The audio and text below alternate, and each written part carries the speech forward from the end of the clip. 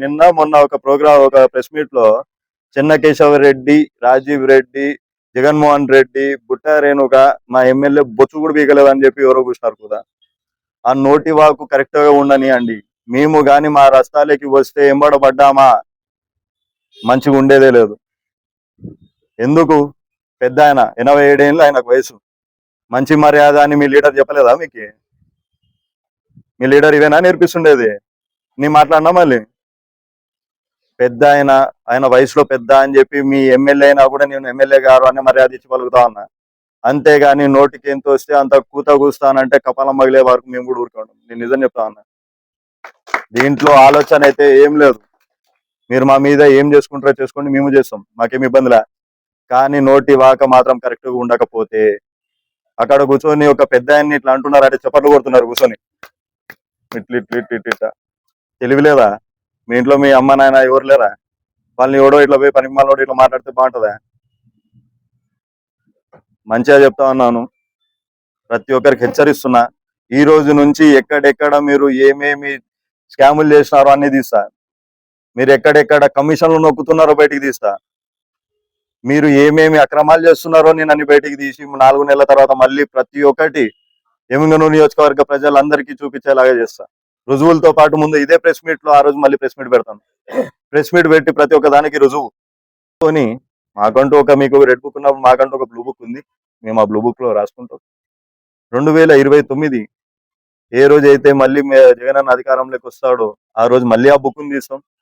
ఎవరెవరు ఎటువంటి తప్పులు చేసినారు, గవర్నమెంట్ ఎంప్లాయీస్ కావచ్చు, పోలీస్ వాళ్ళు కావచ్చు, ఇంకా ఫలానా ఎవరు చేసినా కూడా ఎటువంటి ఇబ్బందులు పెట్టినా ఇప్పుడు మేము ఊరికే ఉన్న 2029 ఆ బుక్ తీసిన తర్వాత పిక్చర్ మారిపోతుంది. ఆ రోజు మాత్రం కనికరము ఇట్లాంటివి ఏముండవు. ఆ రోజు మిమ్మల్ని ఏ టీడీపీ నాయకుడు కూడా కాపాడు. ఆ రోజు అందరు చేతులు దుప్పుకొని ఫస్ట్ ఊరికే రెడీగా ఉంటారు. కానీ పాత్రికేయ మిత్రులకి నమస్కారములు.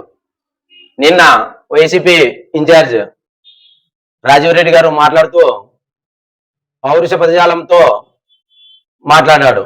తెలుగుదేశం పార్టీ నాయకులు ఏదో అనరాని మాట్లాడినట్టు ఆయన దాన్ని ఏదో పెద్దగా భూతద్దంలో పెట్టి చూపిస్తూ చాలా విషయాలు మాట్లాడాడు.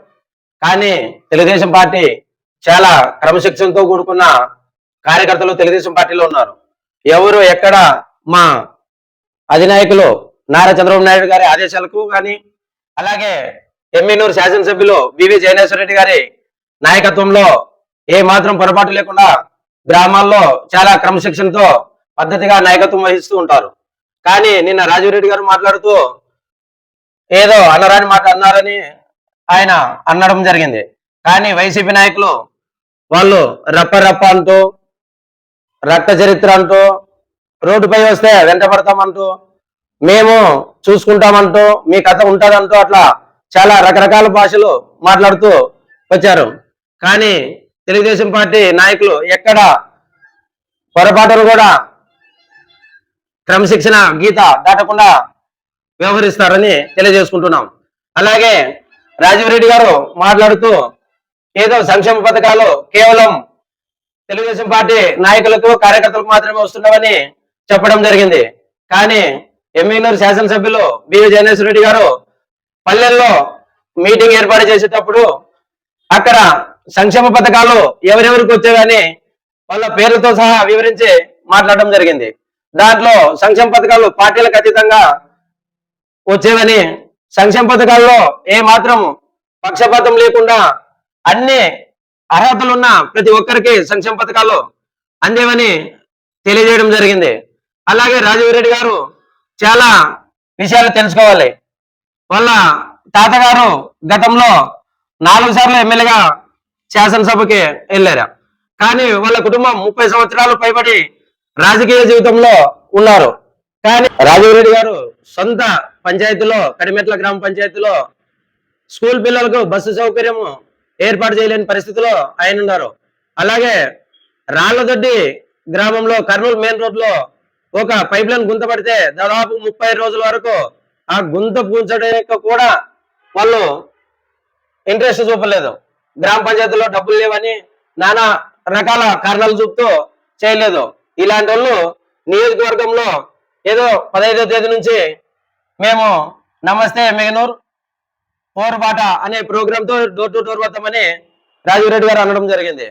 అంతకన్నా ముందు మీ గ్రామంలో నుంచి బాధిత కుటుంబాలకి మీరు పోరుబాటకు బదులు పరామర్శ యాత్రకు వెళ్ళాలి. మీ కుటుంబం నుంచి బాధితులు, మీ గ్రామం నుంచి వచ్చే కాలువల నుంచి కింద గ్రామాల రైతులకి ఆయకట్టు భూములకి వెళ్లాల్సిన నీరు మీ భూములకి నాణ్యకట్టు భూములకు మళ్లించడం వల్ల కానీ, లేదా దేవాదాయ భూములుగా ఎండోమెంట్ భూములు మీ అధీనములు పెట్టుకొని మీరు ఆ భూముల్ని సొంత అవసరాలకు వాడుకున్న విషయాల్లో కానీ, లేదా మీ క్రషర్ మిషన్ లో పనిచేసే వాళ్ళు ఇబ్బంది పడితే వాళ్ళకి ఏమాత్రం సాయం చేయలేకపోవడం వల్ల కానీ, అంతకు మించి మీ గ్రామం నుంచి వచ్చే అంటే మీ గ్రామ పంచాయతీ పొలాల నుంచి వచ్చే 82 కాలువ లైను 1300 ఎకరాలకు పోయే లైను కేవలం 2 అడుగుల పైపులతో పారిచ్చి, అంటే కింది గ్రామాలకు నీళ్లు వెళ్ళనట్ట మీ సొంత భూములకు నీళ్లు వెళ్లే విధంగా మీరు ప్రవర్తించిన తీరు, అలాగే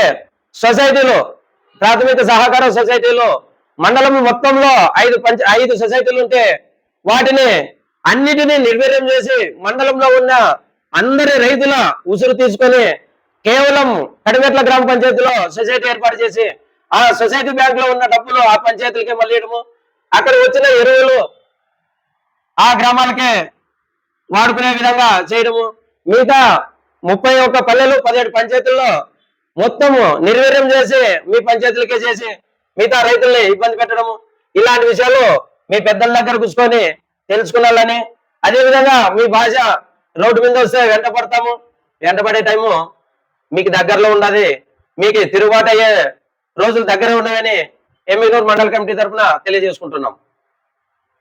5 సంవత్సరాల రాజకీయ జీవితంలో మీ కుటుంబము మీ బంధువులు బాగుపడారే తప్ప ఏ సామాన్యమైన ప్రజలు కానీ వైసీపీ నాయకులు కానీ కార్యకర్తలు కానీ బాగుపడిన చరిత్రే లేదు. మీరు భవిష్యత్తు తెలుసుకొని మాట్లాడాలని తెలియజేసుకుంటున్నాం.